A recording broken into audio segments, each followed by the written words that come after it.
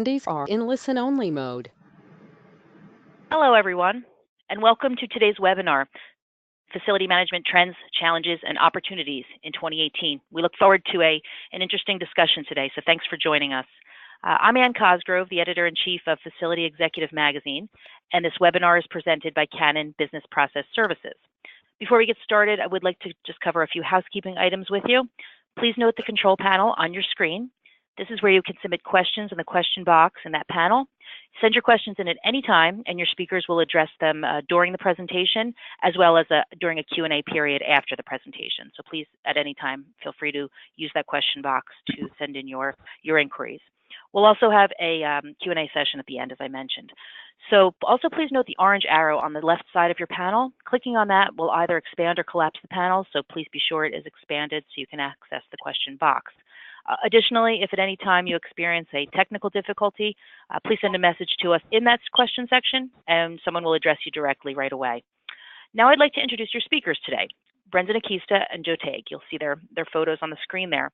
Brendan is National Accounts Executive with Canon Business Process Services, and he has over 20 years of experience in managed services focused on service excellence, client satisfaction, and business optimization at client sites.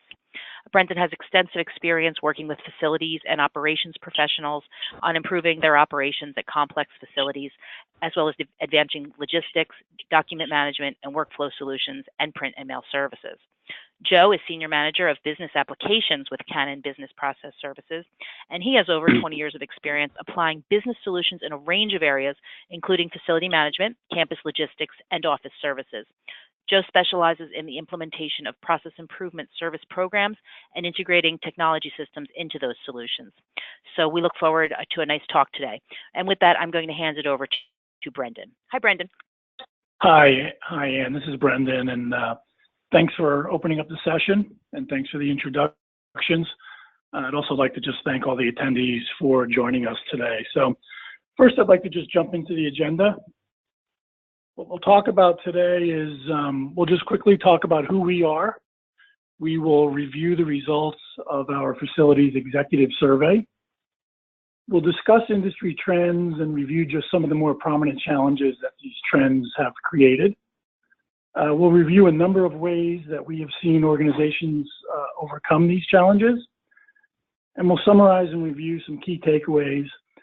And while we encourage questions throughout the presentation, we will in fact leave some time at the end of the session for Q&A. So just quickly, a little bit about who we are. We're Canon Business Process Services. We're a wholly owned subsidiary of Canon. And we provide, through careful, thoughtful integration of people, process, and technology, we provide outsourced business process services. And specifically, these services include BPO, which are things like accounts payable or claims processing. We provide corporate campus logistics, which includes moving materials that support a facility and moving supplies around a campus that support the people that work in the campus. It also includes warehouse management. We provide e-discovery services, imaging, mail, managed workforce, which is really just managed contract labor. We provide office support, print services, and records and information governance. And if you're interested in learning more, you could always visit us at our website where we detail the services that we provide. We've been helping organizations improve customer satisfaction while reducing costs for just over 30 years. And we've been recognized as an industry leader by the likes of the Association of Outsourcing Professionals and many others. So now we'll just talk a little bit about our survey results. So our survey was created and implemented in conjunction with the Facilities Executive Magazine, and we did this in mid-2017. And during that time, over 100 online surveys were completed by executives responsible for facilities management. And all of the respondents indicated that they were responsible for facilities that had over 500 employees working at these sites. So respondents provided feedback on a number of topics, including what they believed are the most important and challenging responsibilities that they have. So let's just look at some of these survey results. The first question we asked was, please rank the following tools, techniques, or methods that you think make the greatest impact on improving facility support services. So 38% said facilities management applications had the greatest impact on improving support services. 33% felt tools to communicate, coordinate, and schedule daily orders for supplies and services had the greatest impact. So, are you using work order systems, whether they're homegrown or systems that you've bought off the shelf? Can end users communicate with service centers for work requests or supply requests? Do end users simply just know how to request services or supplies? 28% felt quality projects could have the greatest impact on improving quality of service. 27% responded that warehouse management systems make the greatest impact. And 25% said tools for tracking the delivery of supplies and services have the greatest impact. So these results were somewhat surprising, a little surprising, especially that only 25% said tracking tools could have the greatest impact to providing support services or improving on support services. And it's surprising because from our experience, the most vocal complaint from end users, or the most prevalent complaint from end users, is that supplies, deliveries, or services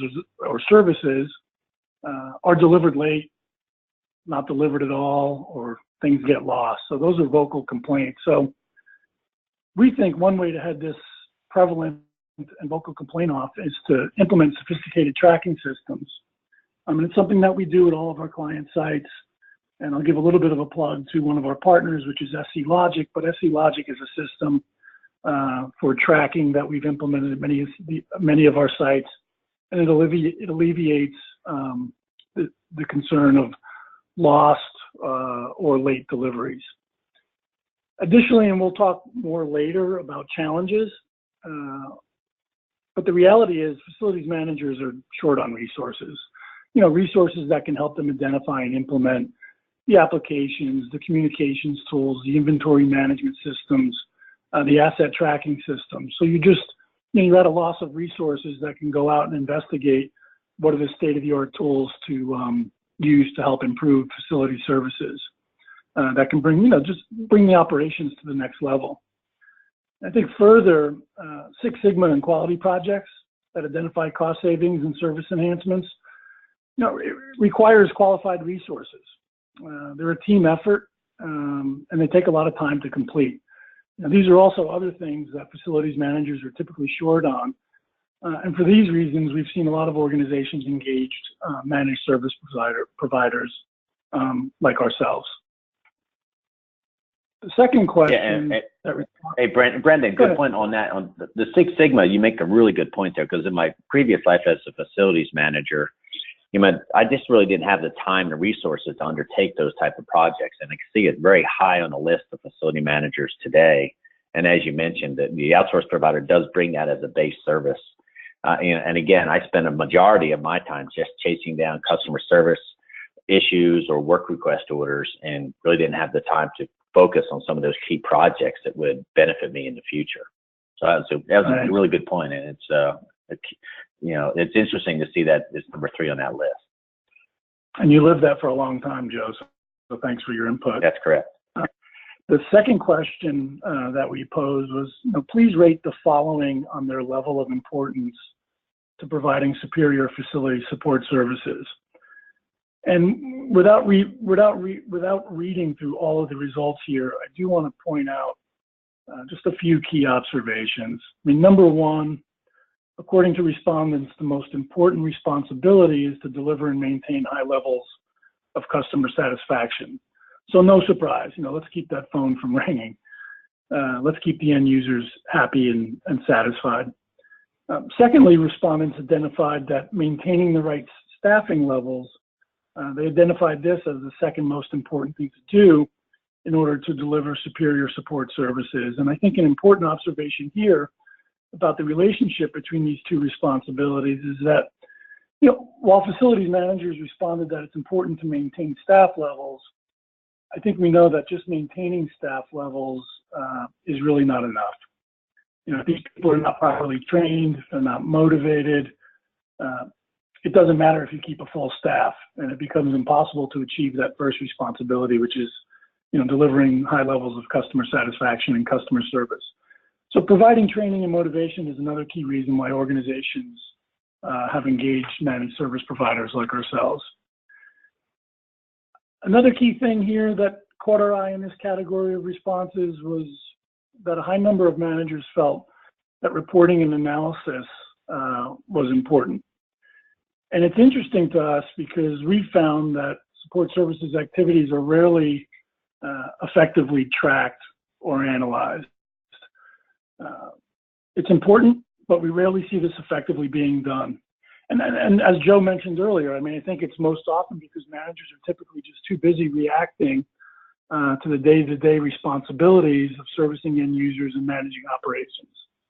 So it's also another reason why many organizations have engaged a managed service provider, just to get your hands on the value-added resources that can help with data collection and analysis of that data. And Brendan, one thing I might add. Yeah. Hey, Brendan, one thing I might add in that before we jump ahead is, again, for Canon, I manage the solutions analyst team, which is a nationwide group of analysts, and we see over 100 sites a year, different clients in different verticals, and it's interesting because one of the main things that we see is the data that's collected. That most major companies are still struggling with collecting the right data. They may have legacy systems that data that used to be viable, it's not viable today. And really collecting that data that can be used for meaningful interpretation. Does it support both the facility manager's objectives or the key company initiatives out there? And that's a hard thing. And there are some solutions to that, and I think we're going to talk about that a little bit later. But a lot of that can be done, as you said, through qualified consultants, as well as an abundance of software as a service products. All of those are out there to assist today's facility managers in collecting the right data. And that's going to be key. The business intelligence that everybody hears today is very much in the forefront of how we're having to operate our facilities and our service areas out there today. Great. Thanks, Joe. So the third question that was posed, which jobs are most difficult to staff? And 39% said office support, 34% said dispatch and order tracking, 28% said shipping and receiving positions were the most difficult to staff. I think what we see here is that all received a similar ranking, which really just tells us that facilities managers think all these positions are challenging to staff. And I think in general, we find that all internally managed support operations have difficulty staffing for these positions. And historically, we've seen upwards of about 30% turnover for these types of jobs. And it's only a number that is expected to rise, especially in a time of record low unemployment. I mean, all over CNN this morning was reports about how difficult it is to fill these types of positions right now. So the reality of it is many times it's simply because just most companies are just not geared up to recruit, train, manage, and motivate this demographic of employee. You do the best that you can, but it's not your core business. You're a hospital and you're focused on hiring clinical staff, or you're a law firm and you're set up to recruit lawyers or paralegals. You're a university and you're geared up to recruit educators. Most human resource departments aren't building support services or customer satisfaction training programs, or they're not developing motivational programs that are designed for this demographic of employee. And quite frankly, just inherent to the fact that it's an internally managed operation, there's just not a lot of headroom and career development for these types of jobs. And it's just another reason why organizations engage managed service providers. This is their business. These are the people that they deal with 100% of the time. And there's an abundance of opportunities for them to grow in that just quite frankly don't exist within internal operations. The fourth question we posed, which is, which activities are the most difficult to manage? 41% said staff levels, kind of redundant with what we just covered earlier, but 32% indicated response times, which is really just customer satisfaction. 23% responded deliver moves and distribution were activities that were the most difficult to manage. And you see the remainder. So, pretty consistent with the other survey findings is that maintaining staff levels was indicated as the most difficult activity to manage. Not surprising, and especially in light of record low unemployment and the challenges associated with managing these people and managing these operations internally. Okay, thank you, Brendan. Again, this is Ann, and we have a poll. Sorry about that. We have a poll. Thank you for the presentation so far. We have a poll, and we'd like to ask you all out in the audience to cast your vote on this and let us know what applies to you and your work the most, and then we will show the results. So please take a moment. And it's which of the following gives you the greatest degree of challenge in delivering high-quality facility support services? What Brendan and Joe have been talking about. So is that compliance, safety, and security procedures, reducing response times, achieving your budget targets, maintaining the right staffing levels, which we've talked about, and maintaining the high customer satisfaction? So if you can take a moment to vote for which is really impacting your work at present, we'll take a look at the results momentarily, and then we'll get Brendan and Joe back. So the results should show on your screen shortly. And the winner is, let's see, it is, the winner or the loser per se is, 25%, just edging out, maintaining the right staffing levels. And that's edging out the high customer satisfaction, but pretty much the same, followed by compliance, reducing response time, achieving budget targets. So, Brendan and Joe, are you surprised by those results, or maybe not, considering what you've been talking about already? No. Yeah, I mean, it's very consistent with what the respondents told us when we conducted this survey. And it's not surprising because we're in this business, and this is the major challenge that we see. I mean, one of the very key reasons why internal operations hire Canon Business Process Services or other managed service providers is because of this very challenge. It's very difficult to attract, train, manage, and motivate this demographic of employee when it's not your core and only business. So they do lean on managed service providers to address this issue. Great, thank you. So I guess we'll get back to the presentation now. And thanks everyone for voting.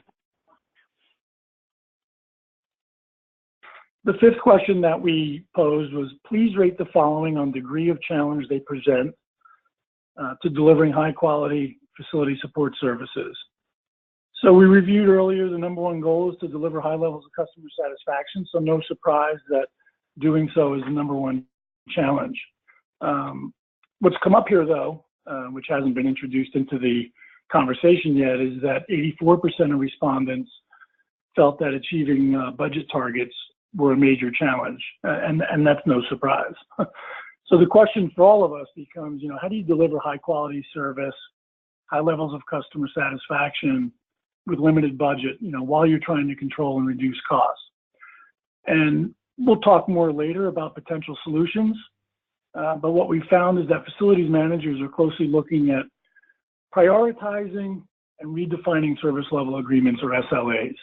So if you've got to reduce costs, one of the key areas you can turn to is to really look at prioritizing what are the service level agreements that I have with my end users.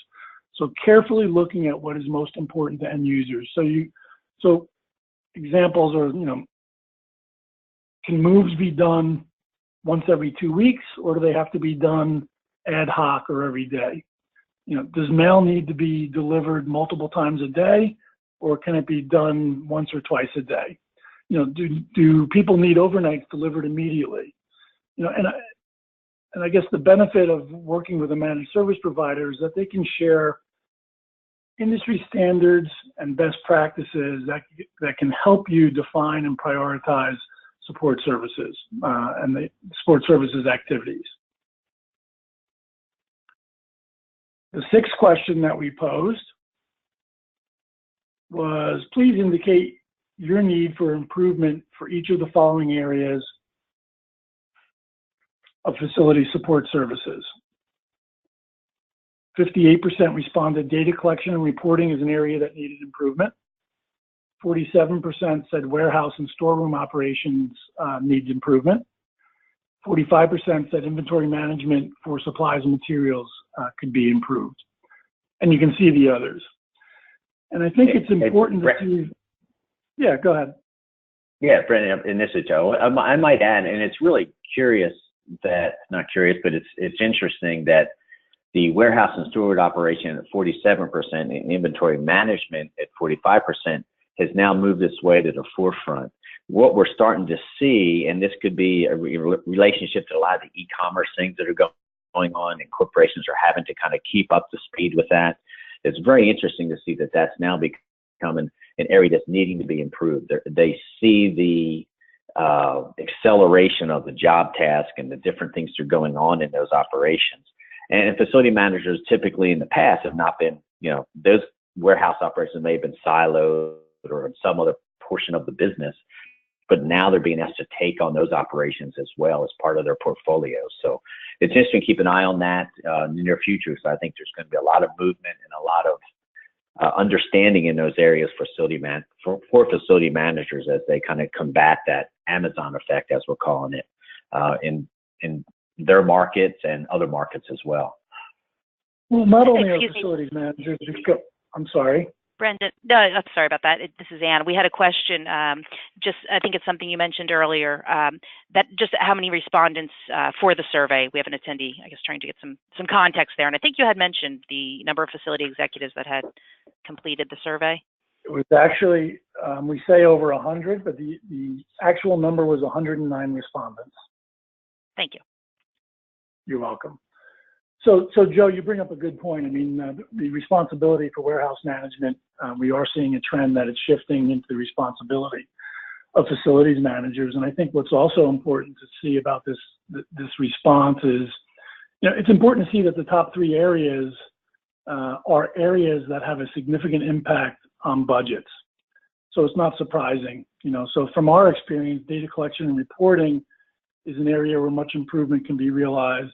Too often, when we're asked to analyze operation, there's either a lack of data, insufficient data, or just no data at all. So, this data should reflect volumes, frequency of requests, should reflect when and how services and supplies are being delivered. This is the information that ultimately drives the resource requirements and that SLA prioritization that we talked about earlier. And ultimately, it's the information that's going to drive customer satisfaction and how budgets are met. So accurately collecting, the right data is super important. Also, organizations can have a significant amount of capital tied up in warehouse and storeroom operations, affecting budgets. So another reason why respondents felt that this is an area that could use improvement.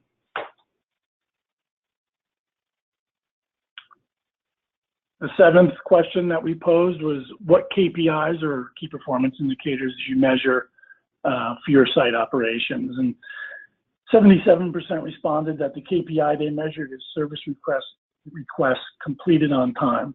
So something that's directly related to customer satisfaction. And this is something this is a KPI that's real. It's measurable, but it can really only be measured if you're using very clearly defined SLAs. So we talked about clear definition of SLAs earlier. So, is the SLA deliver packages as soon as possible? Or is it, deliver them within 4 hours of receipt? Or is it deliver packages, within 4 hours of receipt at the dock? Is the SLA to complete an office move within 48 hours of request? Or is it to complete that move within 48 hours of, confirmation of receipt of that request? So it's really important that you define how you're going to collect this data and that you have very tight and clearly defined SLAs. It's also important to define how you're going to collect the data and important to use the right performance tracking tools. So measuring service requests completed on time is a major element, and it contributes to the second most measured KPI, which is, that 75% of respondents indicated that they measure customer satisfaction. So we just talked about a KPI that's very real, very concrete, very objective, and this is something that's a little bit more subjective and less measurable, using facilities management applications or tracking tools. Typically we see customer satisfaction being measured through customer satisfaction surveys, which are severely more subjective and really don't point to objective data. It's another good reason to use applications and performance management tracking tools, and it allows you to have meaningful conversations rooted in fact, and to make decisions that are rooted in fact versus more subjective approach to measuring performance. 55% said that staff utilization is a KPI which is measured. And many times this measure comes down to an eyeball test. Do the people look busy? Do the people look busy, or are they look like they have some time on their hands? It's subjective if you don't have insight into industry standards and benchmarks. Another good reason why organizations engage managed service providers. So we feel the bigger takeaway from these responses is that SLAs need to be clearly defined. KPIs for all activities need to be established, tracked, reported, and analyzed in order to make knowledgeable decisions regarding performance, quality, and cost.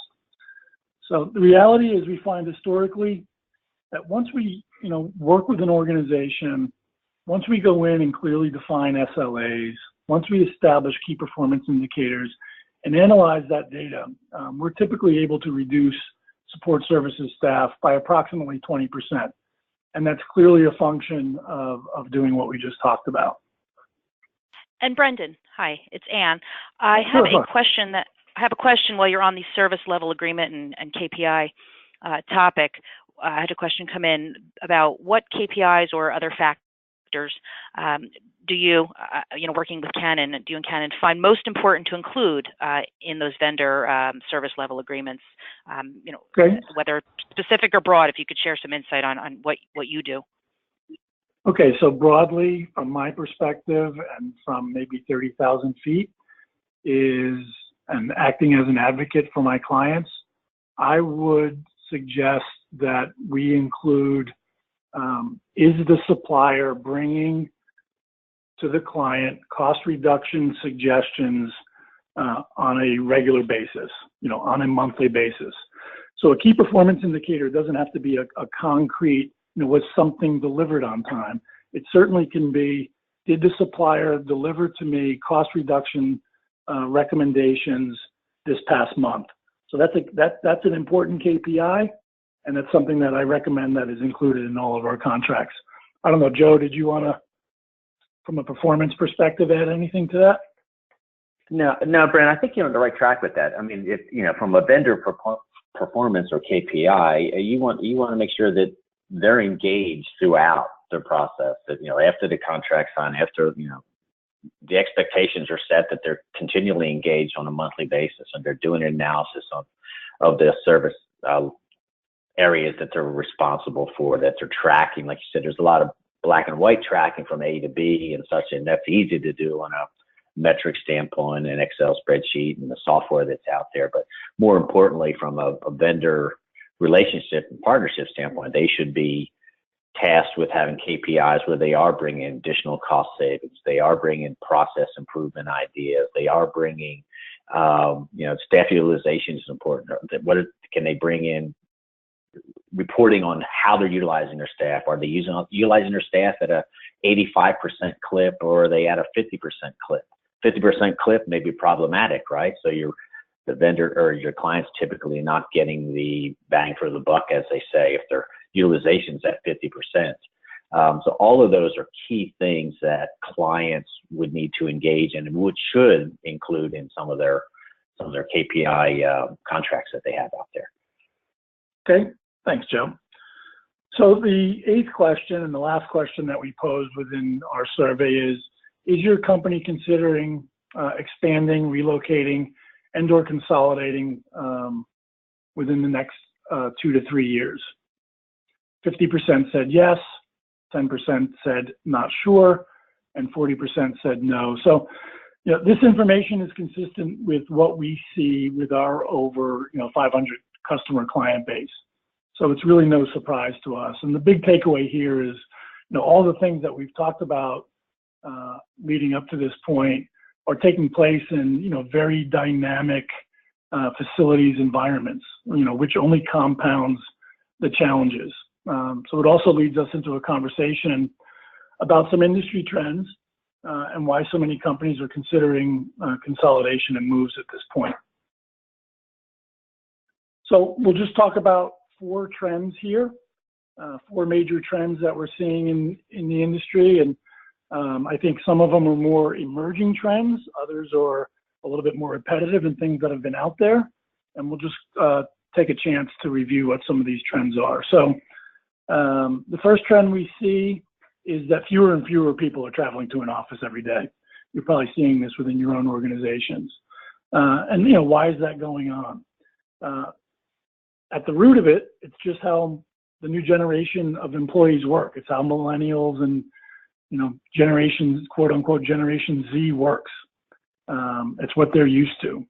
Working virtual has become a mainstream and become more mainstream and more acceptable. And you really just have to create a workplace that mirrors how people work today. It's different. And companies are encouraging this because the convenient result of less and less people coming to the office every day is that there's a significant reduction in the square footage requirement and the office space requirement, which obviously in turn can result in very real estate savings. The second trend we want to talk about is companies are trying to recruit knowledge worker talent from non-traditional demographic. And I guess what we really mean by this is, companies are trying to recruit a new generation of talent. It really goes back to the millennials and the Generation Z that we talked about. And, this is the generation that, they want independence. They're more entrepreneurial. They're certainly truly digital natives. They've grown up in this kind of work environment. And I guess most important to facilities managers is that, this demographic, as we all know probably too acutely, is, wants to be catered to. And also what we mean by recruiting from a non-traditional demographic is that companies are now trying to recruit from outside of their traditional space. So, like insurance companies are after the same talent that Google and Apple might be after. An energy company might be trying to recruit from the same talent pool as Nike or Facebook is trying to recruit from. And you have to show this demographic of worker that you've created a workplace that mirrors how they want to and how they have worked in the past. The third trend, reduced unemployment.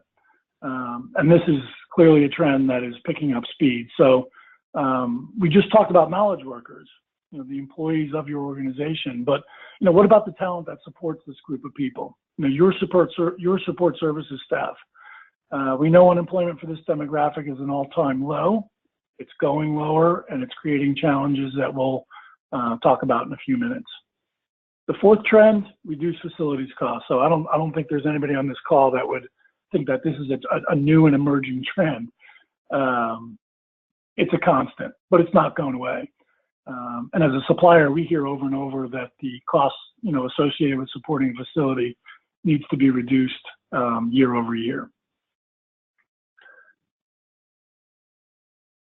So challenges and solutions. Let's just talk about some of the big challenges and some of the solutions associated with these trends. So that first trend, fewer and fewer people travel to an office location each day. What are some of the challenges that this poses? If you're migrating to an agile work environment, and what we mean by agile is just, an unassigned seating workplace, just some of the challenges include, determine the space that you're going to require. Seems very rudimentary, but how many people will be in your office on any given day? How many seats do you need and how much space do you need? Typically, from a migration from, historical assigned office space to an agile work environment, we've seen a reduction of between 30 and 40%, but this is obviously going to vary from culture to culture and company to company. Another big challenge is, who is where and when, and how are you going to bring the work to them? Additionally, how do you create a collaborative work environment or workplace while also allowing for privacy? It's a shared space, but how are you going to provide also a private workspace for people? And also, how do you address safety and security in this type of work environment? So migrating to an agile workplace is a massive, massive change. And this presentation probably only scratches the surface. And the goal is to just get facilities managers considering the change management requires and to think about some of the potential solutions. So first on the solution side, you have to have the data. We've talked about this before, but you have to have the data that enables you to make decisions on space requirements. You can't make any decisions without understanding what the current requirements of your employee population is. So, accurate activities, accurate volumes, and very clearly defined SLAs are important. Secondly, what communications tools will be used? How will you know what employees will be where and when? You have to have communications customer portals that maybe you don't have today. You have to have office time and conference center scheduling tools that maybe you don't use today. And communication between end users, your clients, and the support services staff, your employees, really has to be in an all-time high, much higher than maybe it is today or is in a more traditional support services environment. Thirdly, what role will digitization play? So we've transitioned workplaces from traditional mail, print, and record centers to centralized digital intake centers. And I don't know, Joe, if you want to talk a little bit about what that could mean to an organization. Yeah, I agree, Brendan. The once mundane basement operations that were your mail, shipping, and receiving departments, they're now emerging as digital intake centers that provide first touch ingestion of documents into company workflows. They're providing document conversion for delivering mail electronically to the employee's desktop or their handheld device. Packages that were once very cumbersome and took a lot of time to distribute throughout a large corporate facility are now being integrated into an intelligent locker system. So that agile worker that comes in twice a week or once a week would get an email on their handheld device that they received a package at the company's location and a locker number and a passcode to go pick up that package. A lot of those things are taking place. And again, it fits into that millennial and Generation Z worker and the expectations of those workers in today's work environments. It's now truly, today's work environment is embracing that fast-paced world of the digital society. Those are the workers that are coming in to those corporations today, and those expectations are high. And when you're up against other companies that are also after that same employee, that's where companies are looking to make those changes. That traditional mail center, shipping, receiving centers now very high tech. I think we've seen that we've all but eliminated paper through imaging initiatives that have left people, instead of file cabinets, it's left them with 2 to 3 linear feet of filing space, and that information, along with other work-related physical documents, for some of our clients, we're storing in mobile file cabinets that once we understand who, when, and where they're going to be, we can bring that information to them through mobile file cabinets. So, we got end users communicating with a support service staff through a customer portal. You tell them where you are, when you're going to be there, and the work is being brought to them. The second trend that we talked about, recruit knowledge worker talent from non-traditional demographic. What are some of the challenges?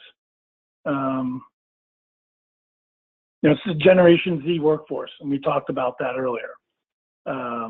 This demographic of employee has a different level of service expectation than maybe we've ever experienced before. You have to create an agile, attractive workplace for this demographic of employee. You have to deliver high levels of service. We know that this is a demanding workforce. These are people that are true digital natives. You have to have the appropriate support technology. You'll have to bring the work to this demographic of employee in ways that you haven't done before. You got to create a productive workplace. You have to create a collaborative and private workplace. You have to maintain appropriate supply levels. Here's one that is very interesting in that you have to provide specialized and customized services. So no longer is it just a standard set of services. And we know that this group likes to be catered to.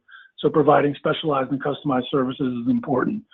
And this is a socially conscious demographic of employee, and you have to create a sustainable and healthy workplace. And some solutions to consider include, community management or community managers. I think historically we found that, support services operations have a mail services group, a shipping and receiving group, conference services support, a copy center or, print support, and a records group. They may be cross-trained, but these are employees in a support services environment that are dedicated to these tasks. But now what we're seeing with many of our clients is that they're embracing, and we've transitioned many of our clients to this kind of environment, more of a centralized community management structure. So it's one in which these support groups are replaced with kind of a centralized, high-level community management or community managers that have cross-functional support responsibilities. I guess think of these employees as concierges. These community managers typically support maybe a floor or a portion of a floor or a business group or a portion of a business group. And, not only are they coordinating and delivering traditional services, but they're also in tune with the culture and unique needs of the people that they support. So our community managers know what particular items people like to see in vending machines, for instance. They might coordinate transportation. They might coordinate fun activities for employees. They'll encourage or lead, and this sounds like something very out of the ordinary, but we've got community managers that coordinate and lead like stretching exercises throughout the day. They know when people's birthdays are. They might police the workspace. So they may be responsible for talking to people that are maybe too loud in a community area or need to curtail their language, or, it's just someone that can be able to talk to people about what, appropriate behavior in that workspace might be. And they just support any need that the employees have. So it's important to understand that, these are not typical, quote unquote, mailroom type employees. They're highly compensated positions. And they require skill sets that we typically don't see in support services. So it's a real shift in how you recruit for these positions and the services that they provide. It's a group of people that really, in the end, just need to be comfortable communicating with your end user population, almost on a minute-by-minute basis. It's a significant change in how services are delivered, but let's remember that millennials and Generation Z workers have a different level of expectation, and they like to be catered to. Client concierges are a similar position that we provide to clients, but they're really focused on supporting daily kind of one-off visitors to the facility. So these positions are, they're welcoming guests, they're communicating security and safety protocols, they're handing them instructions on how to use technology in the office. They might be recommending restaurants. Typically our staff are, might hand out or let people know what attractions or activities are in the area. So think of it as like a true concierge type position. Another thing as a solution is to think about is just having the right technology to support, an agile or unassigned seating workplace. And I don't know, Joe, if you want to talk about just what some of those tools might be, or. Yeah, there's a number of things out there, Brendan, today that we're seeing. We're starting to see more reception kiosk. There are information centers where you can walk up to a kiosk, hit a button, and actually talk to a live person that you can communicate to for a visitor, either checking in on the visitor center or directions or whatever that might happen to be. That ties into some of that concierge. We're also seeing managed print services programs that are out there for the facilities that still have copy machines and copy equipment there. Now, a follow me print capability. I might be able to set something up, print something in Dallas, and then as I travel to New York, I have a device, or even through my mobile device, I can then walk up to a copy machine, hit the kiosk or the embedded barcode, and it'll print what I printed in Dallas to that device, so I can have it for a meeting, so I don't have to take it with me. A lot of different things that are out there that, again, it's catering, not only catering to, but adjusting to that technology group, the new workers that are expecting that at their fingertips at all times and when they need it. Okay, great, Joe, thanks. So, these are just some things to consider that will help your organization recruit top talent. And every aspect of this change it's a lot to swallow, but it's just another reason why organizations have engaged managed service providers, as managed service providers can bring value-added resources and experience that many internal operations don't have. The third trend that we talked about is reduced unemployment. So the challenges include, how do you recruit top facility support staff? How do you retain these employees? And how do you just maintain appropriate staffing levels? So we talked earlier about how internally managed operations are focused on the recruiting, training, managing, and motivating this demographic of employee. But beyond this, internally managed operations really can only offer, so much career enhancement for this demographic of employees. So it's not that internally managed operations do anything wrong. It's just inherent to the business that there's just not a ton of headroom that's available to people. So the answer is, and at the risk of selling outsourcing too hard, to engage outsource suppliers. People are their business. These people are their business. They focus 100% of their human resources energy on recruiting hourly wage employees. They develop specific, customer service training for this group. They offer rewards and recognition that are not usually seen within internal operations. And they can offer development that's just not available to internally managed operations. One last note on this topic is that we really have not seen wages keep up with the shift from traditional delivery of support services to more of a community management type of approach. And it's just something to carefully consider. The fourth trend, which I talked about earlier, which is not an emerging trend. Obviously, the focus is always on reducing costs year over year. And the challenge is, a lot of the low-hanging fruit has been just really wrung out of facilities budgets. So there's really no easy answer to how to reduce costs. I mean, historically, we see sourcing managers and facilities managers, renegotiating supplier contracts, looking for lower cost supplies, reducing staff, but you just can't keep cutting and cutting and cutting and be able to expect to achieve, the respondent's number one objective, which is to deliver high levels of customer service and satisfaction. And another significant challenge is we're seeing while you're trying to reduce costs is that wages are increasing. Again, I point to a CNN report that I saw just this morning. Wages are going up, and organizations, whether it's the restaurant that can't find servers, to technology companies that can't find support services, to trucking companies that can't find drivers, they're having to increase wages to attract people.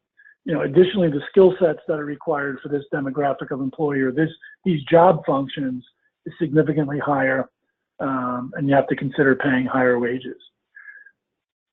So just, some solutions on the cost saving front. I know that we're nearing the end of this presentation. Cost savings ideas, migrate to an agile work environment, reduce square footage. It's obviously a big decision, usually comes from the very, very top of an organization, but it is something that we've seen organizations do as a cost-cutting strategy. Enhanced data collection and review. We've talked about the value of good information and clearly defined SLAs. And the last item I think I'll talk about here is just, soft savings consideration.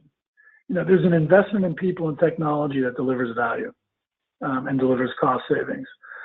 So what does employee productivity mean in dollars?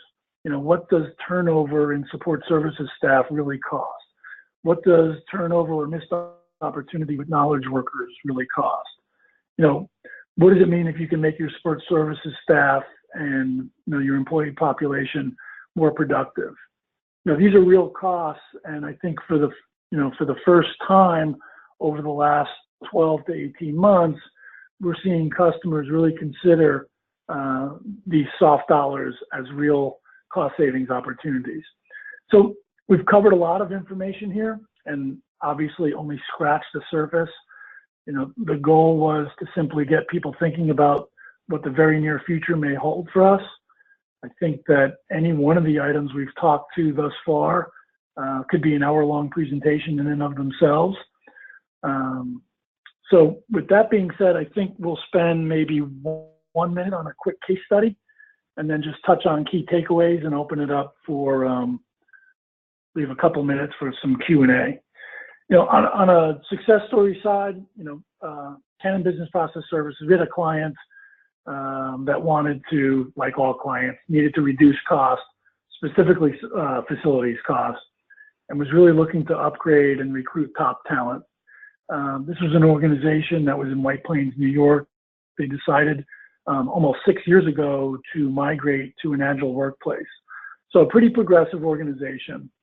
And we worked very closely together with them, and they made this change, and they were able to reduce their space by almost 40%. So with the same amount of employees, they were able to support that employee population with 40% less space. And we implemented virtually, all of the solutions that we've discussed here today, from the technology to the community managers. And today, it's a leading edge workplace that's really enabled them to compete on a global stage. And it's a change that they'll tell you that they couldn't have made without the resources and the industry knowledge that we were able to bring to them. Some key takeaways from today, and there's a lot to think about, but just a couple of key takeaways. What's the demographic of your workforce now? What's it going to be in the future? Something to carefully think about. How many people do travel to your workplace every day? Do you see a lot of empty space? Are you maximizing technology to support the workplace?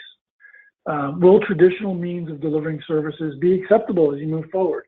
Will this demographic of employee that likes to be catered to be okay with how services are delivered today? Do you have all the data that can lead you to smart facility decisions? If not, what kind of technologies can you implement that will help you gather that data? Have you carefully prioritized or defined service level agreements? When was the last time you looked at that? How can you better train your support services staff for the future? And what will digitization play in how services are delivered? So those are just some of the nuggets or key takeaways that we wanted to leave people thinking about today. So with that, that's what we had. And I think I'll just throw it back over to Ann if you want to kind of wrap this up or pose any questions to us. Sure. Thank you. Thanks, Brendan, and thanks, Joe, and to our attendees. Yes, we do have time for a question or two, so we will certainly address those. One of the questions is a question about bringing in a managed service provider, such as Canon, what you've been talking about.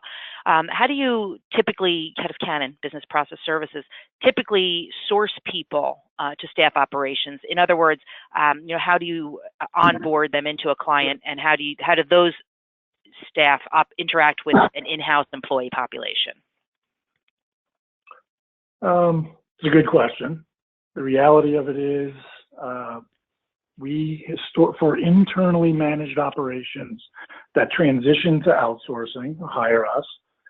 Historically, we have hired upwards of 80% of the existing staff.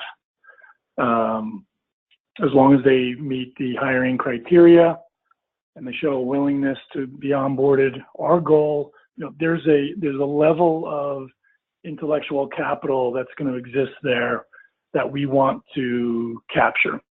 So we feel that, there's good people. And when you couple that with the types of training programs and motivational programs that we can offer, that we can get those people to the next level. So historically, we've brought on a very high percentage of existing staff. In conjunction with that, we like to bring on what we would consider,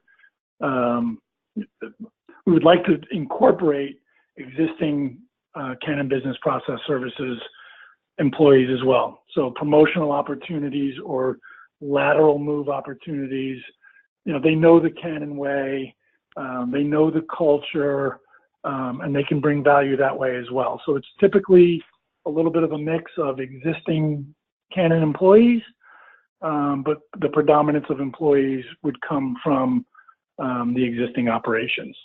And how they interact with the employees of a company or an organization, they're contractors, but they're part of the family. And I think our clients will tell you that they don't look at our employees necessarily as there's the, Canon Business Process Services employee. They're assimilated into the overall employee population, and they just become part of the family. Thank you. And kind of something that's more specific about, we had a question about kind of some of the reporting and analysis capabilities that you both had discussed. And Brendan, one of the key takeaways you also listed was, do you have all the data that can lead to smart facilities decisions as something for our listeners to consider? So I want to wrap that into the question that came in about and pose it in this way. How does Canon Business Process Services help your clients in terms of reporting and analysis? And is there any examples or kind of ways that you can share there? Because I know that's very important. Joe, you want to maybe talk about business insights a little bit, or? Yeah, and Ann, I appreciate the question, and certainly the key component to that is the analysis portion of working with the client themselves. They're going to have legacy systems, legacy information that they've collected previously, and we look at, does that data meet the requirements of their workplace today? If it does not, what are some things that we can incorporate into that? Do we add some additional type of collection software from a business intelligence standpoint? Canon has a very robust business intelligence system that we utilize for a lot of different service areas and has a lot of different data points that we collect. We utilize that to help, design and deliver what they need. So each individual client has a certain set of criteria that they want to collect and they need to collect to make good decisions. And it's not the same for everyone. So we stay very, software agnostic. We'll work with systems they have. We have systems on our own.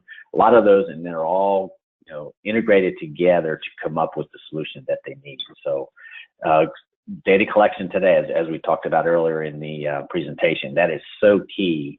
We're collecting different types of data now, from employees, how many come into, as mentioned on the key takeaways, how many are coming into the office on a given day? What's the cost per square foot today versus 10 years ago? All of those are very important to collect and are very important to facility managers in their work today. So data collection is key. And I would say from an analyst standpoint, it's in my top 1 or 2 when I go in and talk to managers. How are they collecting it? Why are they collecting it? Does it meet their needs? Thank you. Thanks. And if there's any additional comments, I'll welcome them now, since we are running up against the clock. Brendan or Joe. No, I just want to thank everybody for joining us today. Great. Yes, again, thank you, Ann. I know everybody's time is precious and very important, so we do appreciate the hour that everyone's was able to dedicate to us today. Thank you. Yes, thank you. And I want to encourage everyone to contact Brendan or Joe by their contact information that's available there on the slide that will show up in a moment, because they have covered a lot, and I'm sure it applies to many of you in the audience and your work. So we appreciate your time as well. Thanks again, Brendan and Joe, and Canon Business Process Services for presenting the webinar. A recording of the webinar will be available online at facilityexecutive.com, as well as on the Canon Business Process Services website, and that's cbps.canon.com. Thank you, everyone, and have a great afternoon.